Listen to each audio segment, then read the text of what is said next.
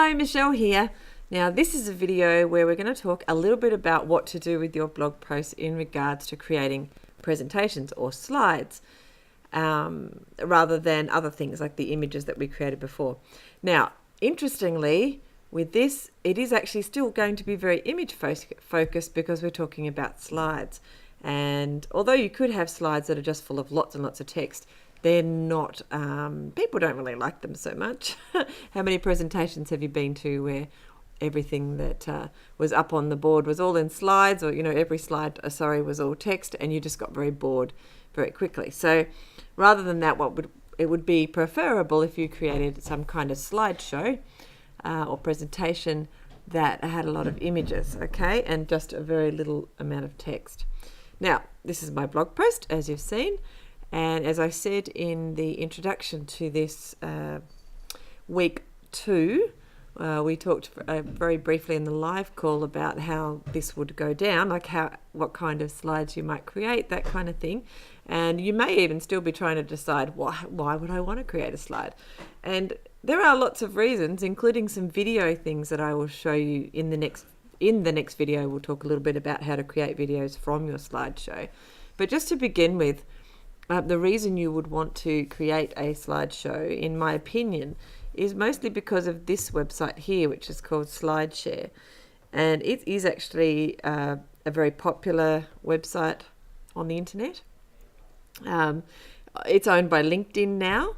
They bought it a few years ago, and Google does really like it. It comes up quite high in for different searches, especially the kind of things where people present, how to do something, or information sort of things. It's a great place for you to come along as well and go through it and see what kind of things here that you might like to learn. So it in itself is a place that people go to find information. So putting your slideshow up here based on your blog post is a great place to go to, and it doesn't actually have to take that long. I will show you a couple of techniques now. So if we fly back to my blog post, obviously that's the basis of what I've been using. Now I haven't completed mine, but using Keynote, I have got up, 7 slides at the moment. It can be as long as you like, of course. Depends on what you're trying to get across. With 1,500 words to sort of play with, you could probably have a decent slideshow presentation based on your blog post. So with mine, as you can see, if I hit play, I'm just at the moment, we're not talking about turning it into a video. It's just basically, I should say a presentation rather than a slideshow.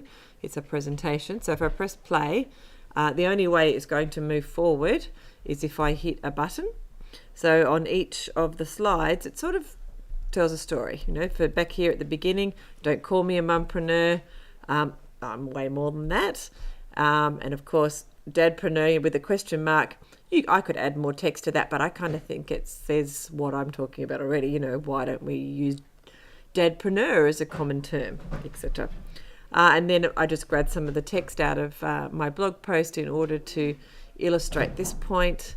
And then going further, actually, that's not even the correct word. But anyway, going further, you can see I just have put some more text, and again found another picture relating to what we're talking about with flexibility, and put that up. And then the last picture is basically how I finished my blog post, where I basically said I have 5 kids and a business, but that doesn't necessarily mean I'm a mumpreneur.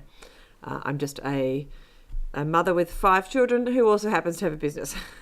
So that's a slideshow right there. I could take that slideshow as it is, download it as a PowerPoint probably. I think Keynote doesn't necessarily work well with other platforms, but being Apple, it does give me the ability under, export.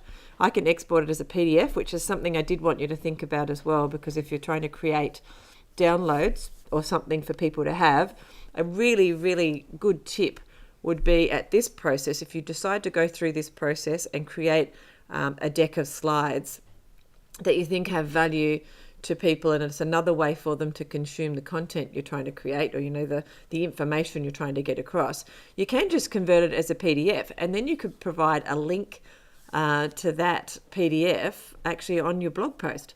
In fact, you could say, if you give me your name and email address, you will be able to download the PDF of this blog post and keep it for yourself. And people really like to keep things. Like, we all are guilty of that, whether it's the consumer society or what it is. We actually, if somebody says, you can read this here, or let me provide you another way to consume this. Not only that, but you can keep it on your computer. You can download it. People really like that. And they will give you their name and email address in return. So the PDF version there. And then, of course, I can turn it into a PowerPoint, which is why I came here to show you.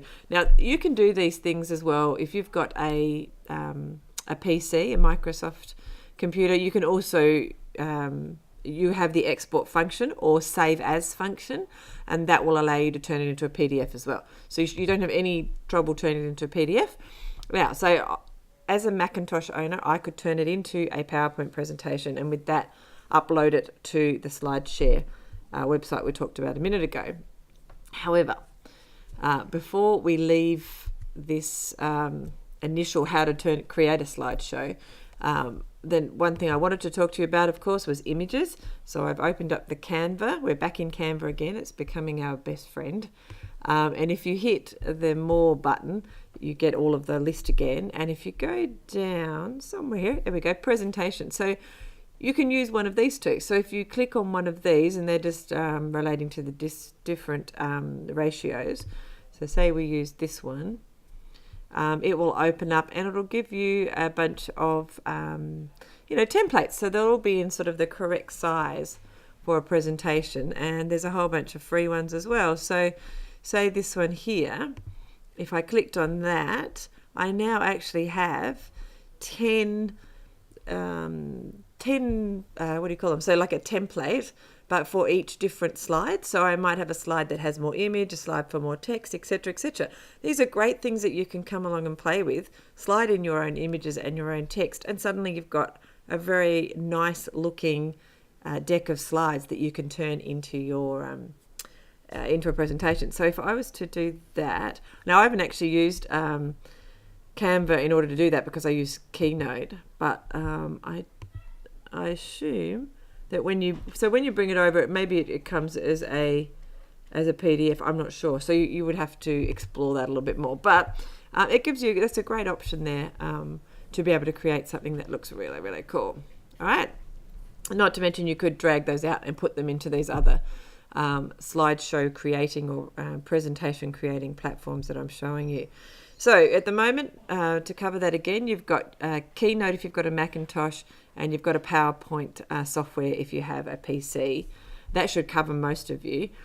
Now, the other things that I wanted to point out is that online, Google Slides, so if you just Google Slides or Google Slideshow or Google Presentations, you'll find that you can go in here and for free, you can actually create lovely looking slides again from your web browser. So you don't even, it's irrelevant whether you've got a Macintosh or a PC. And again, they have a whole bunch of different templates that you can use. So that's really cool. So you can come along and grab a whole bunch of different templates in order to decide how you want to lay out your presentation. So as you can see, there's loads of them. So that's cool. Come and have a play with that. There's another one here. This one's called Prezi. I have actually used this one before in some of the presentations I've done to workshops to small businesses over the years. And these were real world presentations. So I needed an internet connection. That was fine. But what's kind of cool with Prezi is that it's all done online. It's one of the first ones that was all online. But they have really cool, transitions. So as you can see in that video in the background briefly, the transitions will have you sort of flying from one slide to another, but in a really cool kind of way. So it's kind of hard to describe without you going in and having a play yourself. So I would suggest if you have a bit of a flair for creativity and you want to see something sort of sparky and fun, come and have a play with Prezi. I think there's free options, and that's certainly all I did was use the free option in here.